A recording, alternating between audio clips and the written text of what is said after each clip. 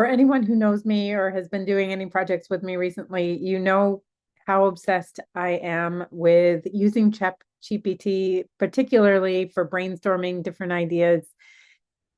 If you're a BCBA and you've been thinking about starting your own business, but you're not really sure what business you want to start, then ChatGPT is a great way to get started with that, just to get some ideas. So I'm going to show you a little bit about how I use ChatGPT to do that. So I'm just going to put in some information to ChatGPT. The more information you give it, the better your responses are going to be. So you need to make sure that this is very personal to you and what your values are, what your interests are.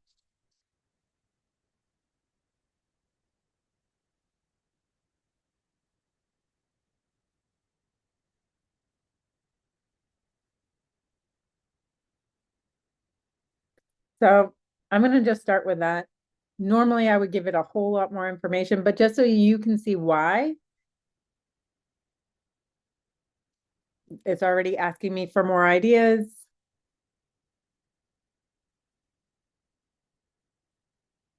I want to create a business that doesn't rely on trading time for money.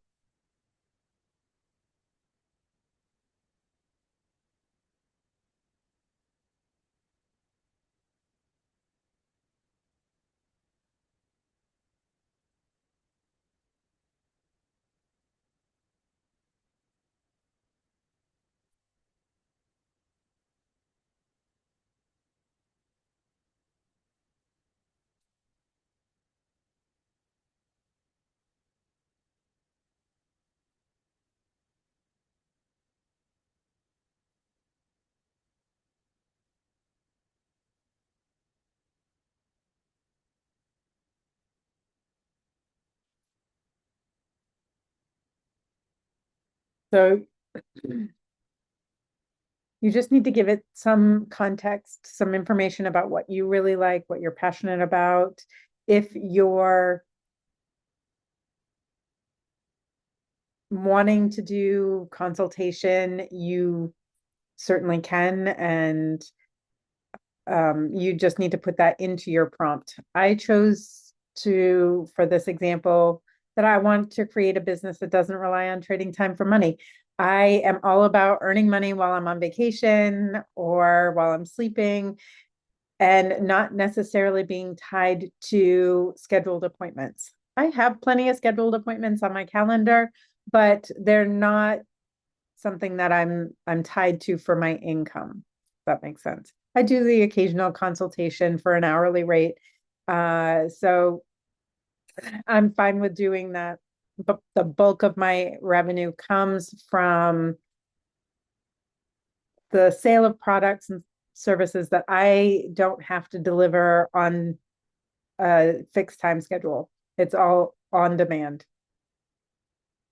So ChatGPT gave me some interesting ideas, parent training program, NET resource hub. I think this is kind of something that is worth exploring because I don't know that there's a lot. And I just talked to a BCBA yesterday who was talking about the challenges that she has with NET and even teaching her staff prompting strategies to use during NET, where during DTT, something like prompting strategies is very concrete. In NET, people have to be more flexible and think on their feet. So let's see what it comes up with.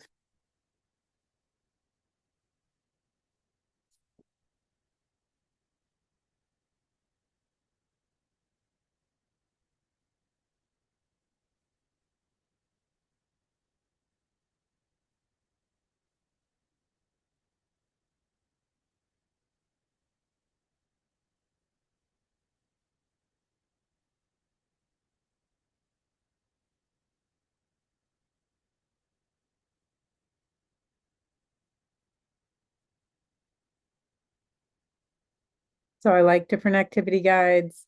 It would be really fun to come up with a lot of different topics that your kids might be interested in. So that way staff can be a little bit prepared to integrate programs maybe into those types of naturalistic opportunities. I don't think thematic lesson plans is necessarily what we'd be looking for because NET really relies on following the child's motivation. So I wouldn't want to create a bunch of lesson plans, but data collection templates would be, I mean, people are using online data collection, so I wouldn't want to create templates, but they do have trouble with data collection for NET programs because it's hard to anticipate what programs the learners are going to be most interested in.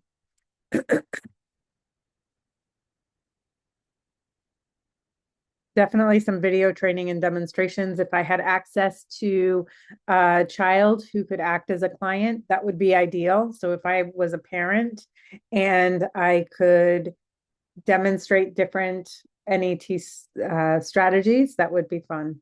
So there's a lot of really great ideas in this.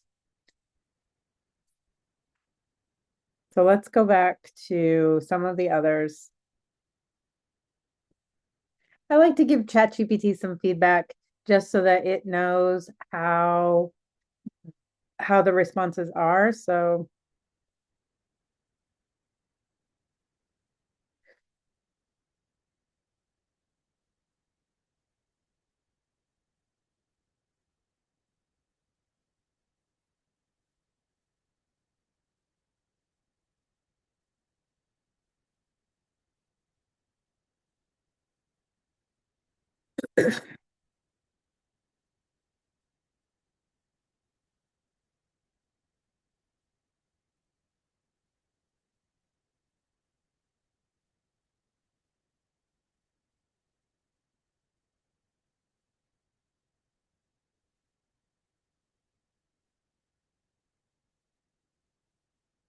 So one of the things that we discovered early in our career is that parents don't make great ideal customers because they don't have the time, money, or knowledge to look for and buy a solution to the problems that they're having.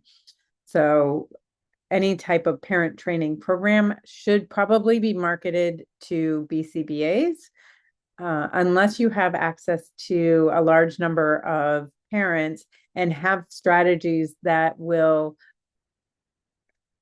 allow you to target parents who can actually buy a solution, if that makes sense. Most of the families that we're working with struggled with paying their bills. So for them to pay any type of money to solve their problems is going to be a pretty big burden unless they're um, unless they're private pay insurance who has been spending money on their co-payment for our services, and then they decide that this is going to be a substitute for ABA services, they might be able to redirect their funds for that.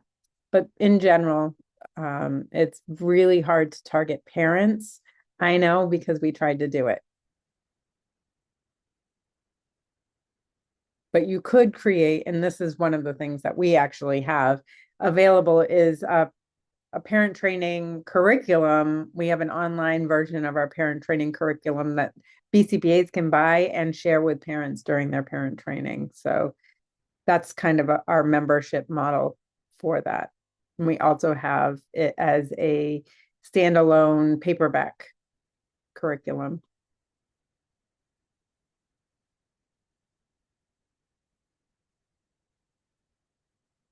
So these are some interesting ideas.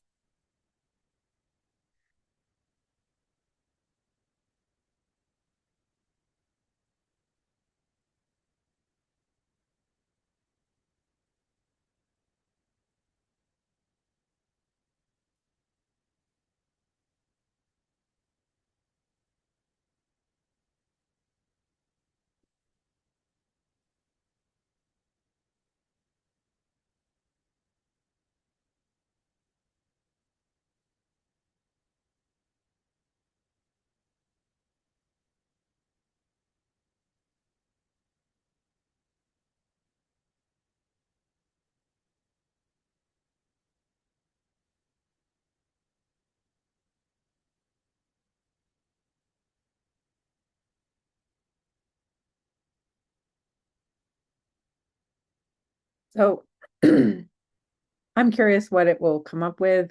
I said, these are interesting ideas. I'm feeling burned out from years of working with autistic children and families, providing ABA. Give me some business ideas that aren't related to this, but where I can utilize my skills as a BCBA. So just because you're a BCBA doesn't mean that you're tied to providing services to autistic children and their families.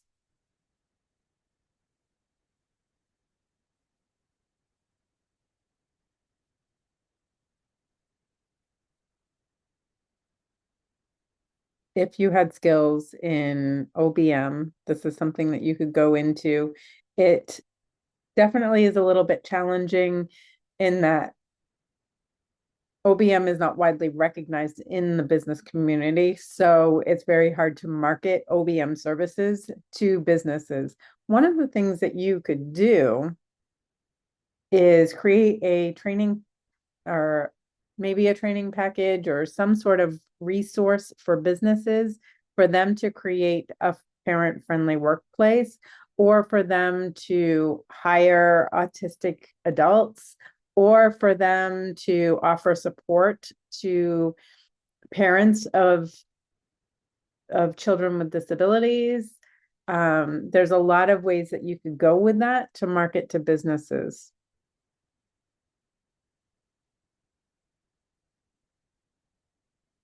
We are definitely a fan of creating CEU courses on the different niche topics that you're interested in. I've started a podcast just recently. Our first episode is live. Our next episode goes live on Tuesday. So that's exciting. But that's something that you could explore, just talking about it could be ABA related, or it could be something related to just an area that you're interested in. Health and wellness coaching. Again, you would need some additional knowledge, experience, and training to be able to use this. But I love the idea of using ABA to form habits. And that's kind of one of the things that I'm really interested and curious and passionate about. So there's definitely some opportunities in that space. Again, neurodiversity consulting, so working with different companies or schools, sports performance and psychology. If you have expertise or knowledge or experience or interest in learning those things, you can move into that area. And if you're tech savvy, you could go into some sort of um, app or software development.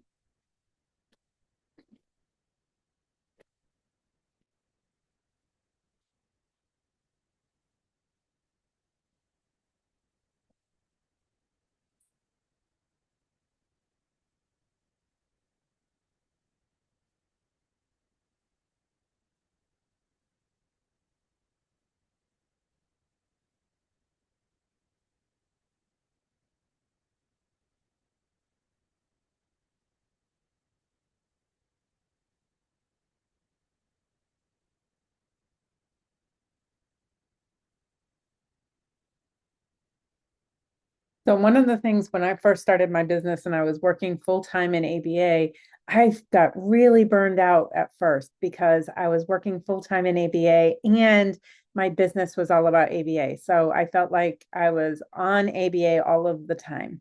And so I started to kind of wish that maybe I had started a business that was not ABA related at all and was focused on something that I am really excited to do. There are drawbacks to doing that because then your hobbies become kind of your work. But I do think it could be something that's fun to explore. I love this idea of BCBA wellness retreats. If you have experience with any type of wellness, yoga or meditation. There are a lot of BCBAs out there who are looking for a way to unwind, detach, and get back to a happier place. So wellness retreats would be great. I'm so we are hosting a retreat in March for some of our instructors. We hosted a retreat last September for some of our instructors, and we're hosting a retreat style CEU event in August. So I think I personally am very excited about retreats, but maybe it's not your thing. It's something I think that is becoming more and more interesting to BCBAs who are tired of the really big, huge conferences, and they're looking for connections with smaller groups of BCBAs. Just something to think about. Family adventure therapy programs. That would be super fun if you had parents who could pay for a solution like that. It would be really fun. My sister and I had talked about it at one point. My sister's my business partner, and we had thought about is it VRBO? One of the travel apps or websites has an experiences option, so people can go in and buy experiences. And we had thought about creating specialized experiences for families of autistic children to make it easier for them to travel and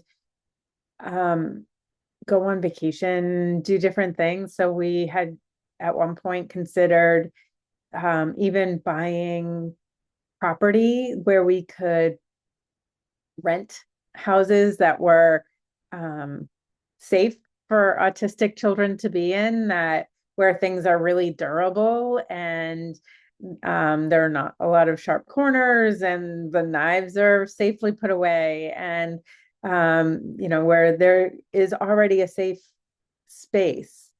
Actually, I work here in Tampa, and I was working with a family nearby in St. Pete who was really concerned as a hurricane was coming, because they are in a flood zone over in St. Pete, and they were asked to evacuate. Only their child, who was 9, was unsafe to take anywhere else. He damaged their property, so they couldn't rent a place for him because he would just damage any type of rental. So it would be great to have a safe place where they could have gone and taken him.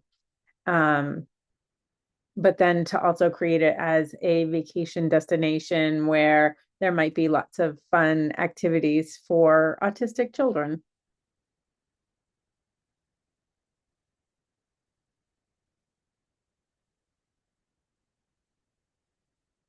So these are based on my personal preferences, the things that I'm interested in and enjoy.